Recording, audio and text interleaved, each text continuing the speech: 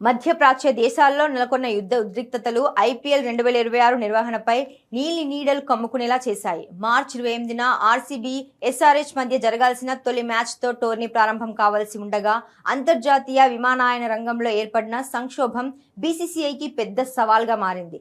Iran, Israel దాడుల నేపథ్యంలో Dubai, Doha వంటి కీలక గగనతలాలు మూతపడటంతో ఇంగ్లాండ్, వెస్టిండీస్, దక్షిణాఫ్రికా ఆటగాళ్లు భారత్కు చేరుకోవడం కష్టతరమవుతోంది. సింగపూర్, హాంకాంగ్ వంటి ప్రత్యామ్నాయ మార్గాల ద్వారా రావాల్సి ఉండటంతో ప్రయాణ ఖర్చులు పెరగడమే కాకుండా వారు సమయానికి జట్లతో చేరుతారా లేదా అన్నది సందేహంగా మారింది. చెన్నై సూపర్ కింగ్స్ వంటి ఫ్రాంచైజీలు తమ విదేశీ స్టార్ల రాకపై ధీమాగా ఉన్నప్పటికీ క్షేత్రస్థాయిలో పరిస్థితులు ఆందోళనకరంగానే ఉన్నాయి. భద్రతా కారణాల దృష్ట్యా బంగ్లాదేశ్ పేసర్ ముస్తఫిజుర్ రెహ్మాన్ను కేకేఆర్ జట్టు నుండి విడుదల చేయాలని బీసీసీఐ ఆదేశించడం దౌత్యపరమైన చిక్కులను ప్రతిబింబిస్తోంది. మరోవైపు ఈ యుద్ధ ప్రభావం భారత ఆర్థిక వ్యవస్థపై పడటంతో ఐపీఎల్ నిర్వహణ ఖర్చులు మరియు వనరుల లభ్యతపై ఒత్తిడి పెరుగుతోంది.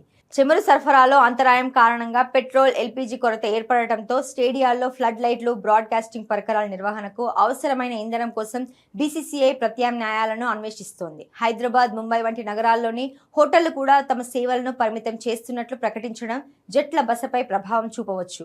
దేశంలో జరగనున్న రాష్ట్ర ఎన్నికలు మరియు అంతర్జాతీయ సంక్షోభం దృష్ట్యా బీసీసీఐ ప్రస్తుతం కేవలం మొదటి 20 మ్యాచ్ల షెడ్యూల్ను మాత్రమే విడుదల చేసింది. ఏప్రిల్ మధ్య వరకు పరిస్థితులను సమీక్షించిన తర్వాతే మిగిలిన టోర్నీ భవిష్యత్తుపై నిర్ణయం తీసుకోనుంది. ప్రస్తుతానికి ఐసీసీ మరియు బీసీసీఐ ప్రతి గంటకు ఆటగాళ్ల భద్రతను పర్యవేక్షిస్తూ ఫ్రాంచైజీలను అప్రమత్తం చేస్తున్నాయి.